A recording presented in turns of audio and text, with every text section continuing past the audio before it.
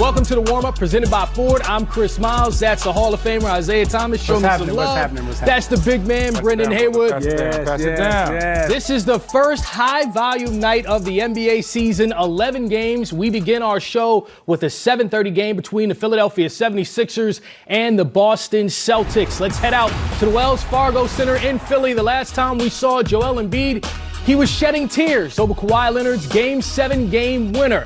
Embiid has a new power forward in Al Horford.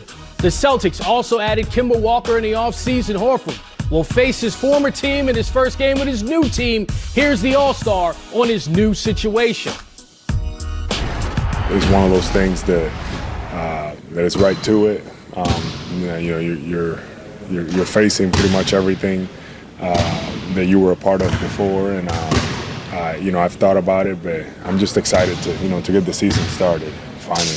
I think just everybody is sort of quietly ready. It's not over the top. It's a long season. I got people now that have been in the league for a while, and so much of coaching or playing, I think, is the endurance of this season, and there is a sort of fatigue factor that can creep in sooner than you would want if you don't find some level of balance. And I sense that with our guys. It's sort of a quiet readiness that I sense today. There's a difference between Brett Brown this time last year and Brett Brown, what we just heard from him before the start of this season, Brendan. He sounds like a guy that's like, okay, we brought in Al Horford, we have Josh Richardson, we no longer have J.J. Redick and Jimmy Butler. And Al Horford and Joel Embiid fitting together well. It seems like they have a plan for those two when you listen to Brett Brown. Yeah, I think those two guys will fit together well just because of the versatility. Now you have two bigs that complement each other. Both of them can do things on the offensive and defensive end. I think what makes both those bigs truly special is, Zeke, you know this, you can't take advantage of those bigs in the pick and roll game. I know how guards like you used to get like big guys like me to switch onto you, and then you would penetrate. But when you're talking about Embiid and you're talking about Horford, you have two bigs that can both switch the pick and roll.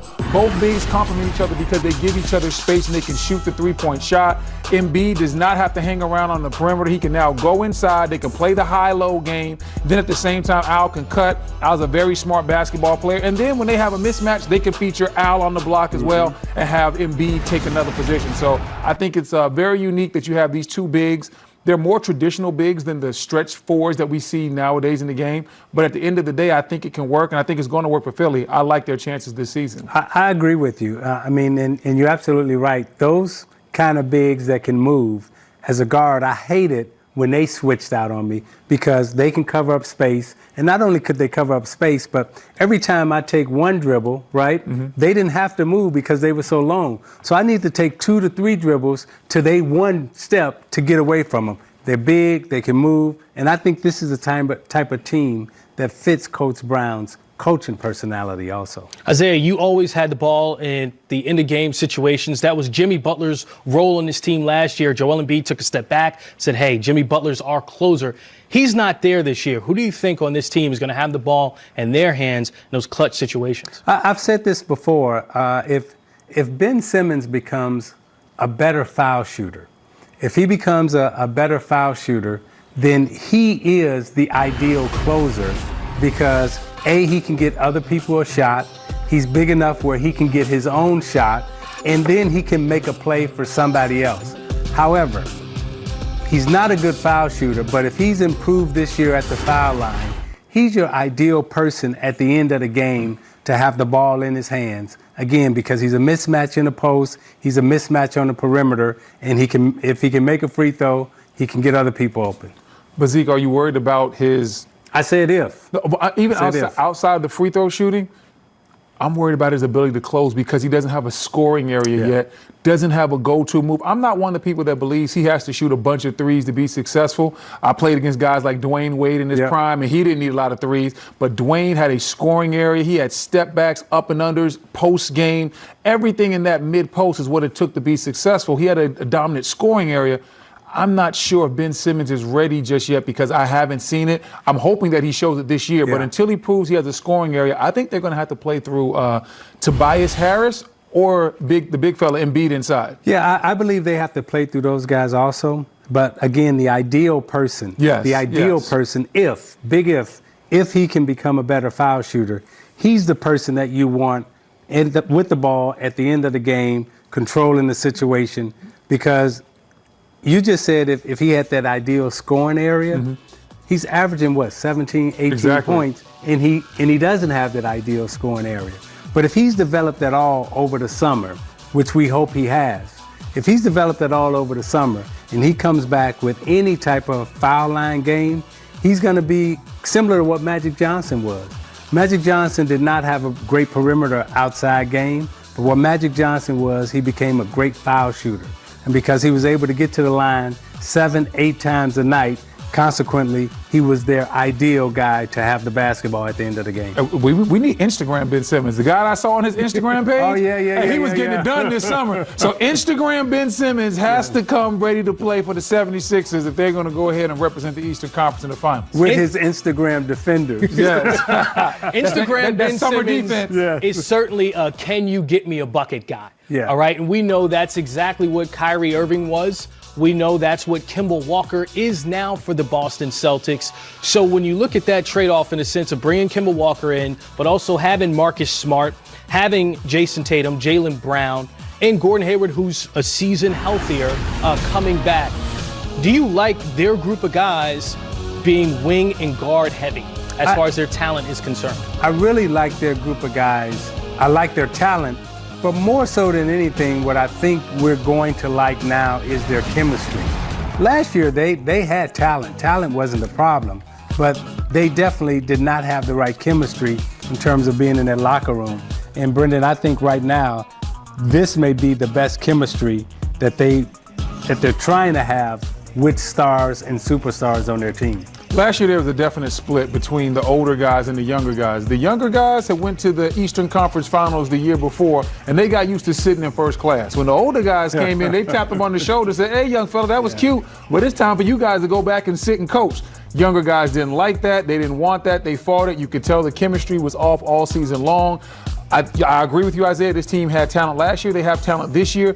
I think they'll be better simply because Kyrie might be a better basketball player, but to a man, everybody will tell you Kemba Walker is a better leader. I had a chance to spend some time with the Charlotte Hornets in training camp. And when I talked to all those guys on that team, I said, what are you going to miss the most about Kemba? Every last one of them said the same thing, his leadership. He takes that leadership to Boston. Don't be surprised if they're a better team this year because of it. And they got coach seats on the charters. They got who? The Celtics.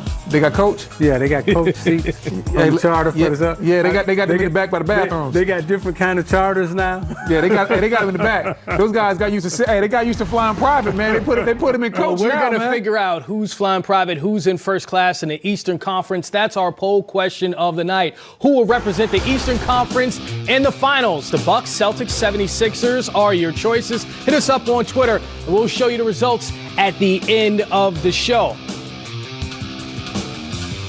Brooklyn is in the house. Without a doubt. Kyrie Irving is making his debut on the court. Uncle Drew doing what he does, draining jumpers. We'll head to Brooklyn next on the warm-up.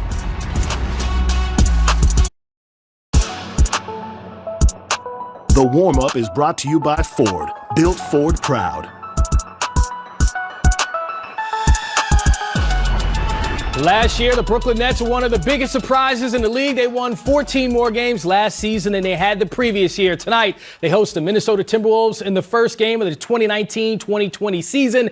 Let's welcome in Nets analyst Sarah Kustok, who's been covering this team since 2012. Sarah, Brooklyn had a phenomenal free agency period, getting Kyrie Irving and Kevin Durant. It was a huge boom. Look at this team. Look where they're headed. Of course, Kevin Durant not playing this season. What are the expectations of Kyrie Irving going into this game tonight?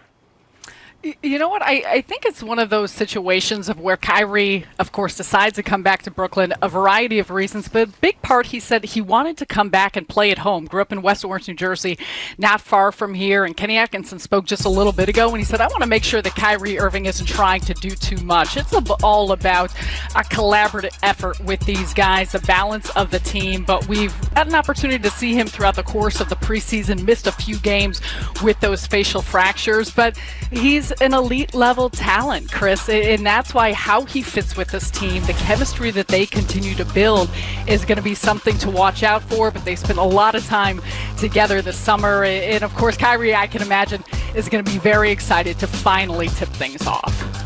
You know, when you look at this team and you look at the coaching style of Coach, I mean, how he likes to push the tempo. He has a kind of hard-nosed, rough edge about him, just in terms of, you know, competition and competing. He wants the ball to move around the floor. How is Kyrie going to adjust to that style of play every single night? Because Brooklyn was known for its tough grittiness, and Kyrie is kind of known for his smooth silkiness. Yeah, Isiah, I think it's going to be a balance, and I think it's going to be an adjustment for Kyrie as well as an adjustment with Kenny Atkinson and the coaching staff. And we saw a little bit of that give and take with D'Angelo Russell last year, and just the way in which, you know, Brooklyn is a team, they want to shoot the three-point shot and they want to get to the rim. We know Kyrie is a downhill player and can get to the rim, but he also works the mid-range game. And so there was a balance that Kenny Atkinson integrated with D'Angelo Russell last year, and I think we're going to see some of that with Kyrie Irving. You know, a heavy dose of pick and roll, of which he excels there, and also his ability to facilitate for these guys. And he's surrounded by a lot of shooters. And I think the one thing to watch out for the Nets and see how they continue to work these combinations and the rotations is how does Kyrie play along Karis LeVert. Karis LeVert's a guy who can play on the ball, with the ball in his hands, off the ball. Kyrie, the same type of thing. Spencer Dinwiddie, of course, coming off the bench, the quote-unquote backup point guard. But I believe we're going to see all three of those guys on the floor together quite a bit. And the idea that you have multiple playmakers on the floor surrounded by the shooters and players like Joe Harris is going to be interesting to see how they mix and match what those guys are doing on the floor. Everybody's talking about Kyrie. Everybody's also talking about Kevin Durant. And I love the fact that you brought up one of my favorite players on the Nets, Karis LeVert. I saw him continue to grow. The only thing that I ever see hold this young man back is injuries. What do you see for him this season? Because he has a great opportunity to really be a leader on this team with Kevin Durant not being there this first year. I think they're going to need his scoring. I think he's going to have to score maybe, close to 20 points per game or better. Yeah, Brendan, yours and mine both. And he scored 21 points a game during that playoff series with Philly when, as you mentioned, he was finally getting healthy. And he was really by far the Nets' best player in the early part of last season, on track to have an all-star type year before getting derailed with that injury. But he comes back and is really looking better than ever. And for Karis LeVert, as you bring up, I think the areas which he's looking to improve, some of that efficiency with his catch and shoot three-point shot, but he is just so good with the ball in his hands because of his quick decision making, great explosive first step. And I think when you talk about, okay, who's going to be the second star to emerge on this team with Kevin Durant on the sideline, I think you immediately look at a player like Karis LeVert, not only the talent that he has offensively, but the type of impact player he can be on the defensive end. Sarah, appreciate your time. Thank you for providing us with some insight on the Brooklyn Nets. Have a great season. Thank you, guys. Have a good one, Sarah. So we're going to stick with that theme on what we've been talking about already. All right, Karis LeVert, what he was doing last season, played at an all-star level before getting hurt, 21 points per game, as Sarah just said, in the postseason, really stepped up to an all-star level even then. So when you add Kyrie Irving to the mix, Isiah, if you were coaching this team, looking at Kenny Atkinson's position, how do you keep Karis LeVert playing at that level and bring in a guy like Kyrie Irving? I think it's going to be a delicate, balance because, Karis and also, Spencer, these are guys that handle the basketball a lot, have the ball in their hands, and so is Kyrie. Kyrie's a guy that, is very effective with the basketball. So you have three guys that are kind of ball dominant when they're in the game, but I know they like to pass, move, and share the basketball. So can they all sacrifice a little bit of their game, but yet find the balance within their game to all be effective on the floor. Brendan, something we see right now in the Barclays Center, we see DeAndre Jordan on the court. They added him this offseason. You have Jarrett Allen, who is an incredible defender at the center position. How do you keep both of those guys happy and what they bring to the table? Well, I think both of those guys will be happy because there's plenty of minutes for both guys. It's not like there's a third guy that they have to chop the minutes up with. So at this point in DeAndre Jordan's career, I don't think he feels like he has anything to prove anymore. He's been an all-star. He's been a guy that's been respected in this league. We know what he's all about. So now it's time for him to do what? Just win. And you know that's what it, when you become older, you're not worried about some of the other things. So I think when you look at both of these bigs, they both bring rim protection. They can both make plays at the rim as far as finishing with authority. I think the Nets have two good bigs. I think there's plenty of minutes and plenty of touches for both guys. They are really deep. They are a really deep basketball team. 42 wins last season, 6th seed in the East. Did they get better? Will they rise past that point? I think they can. I think you will see a better Nets team simply because I think Kyrie Irving adds an influx of talent. And I think Kyrie Irving's going to learn from the mistakes he made in Boston. He's going to be a better leader. He thought it was easy. Coming from Cleveland, he saw what LeBron did. And he thought, you know what, man? Hey, man, I can do that. Right. It's not easy being a leader. Being the best player sometimes is easy, but being the best player and a leader, that can be challenging. Kyrie got a lesson last year. I think he brings that lesson to Brooklyn, and they're better because of it.